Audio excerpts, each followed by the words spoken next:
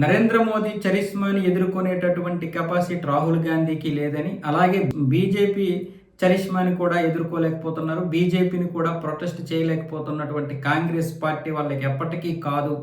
ఎన్నో అవకాశాలు వచ్చినా రాహుల్ గాంధీ వినియోగించుకోలేకపోయాడు. అటు పార్లమెంట్లో వినియోగించుకోలేకపోయాడు, ఇటు బయట కూడా మీడియా ముందు కూడా బీజేపీని ఎండగట్టలేనటువంటి పరిస్థితుల్లో ఈరోజు రాహుల్ గాంధీ కాంగ్రెస్ ఉన్నాడు. కాబట్టి ఈరోజు సీజేపీ వచ్చింది.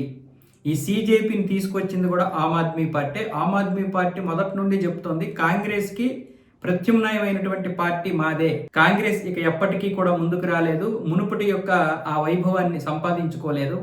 ఇక కాంగ్రెస్ పని అయిపోయింది. కానీ బీజేపీకి ధీటుగా కాంగ్రెస్కి ప్రత్యామ్నాయంగా ఇంకొక పార్టీ ఉండాలి, ఆ పార్టీ ఆమ్ ఆద్మీ పార్టీ అవుతుందని అనుకున్నారు.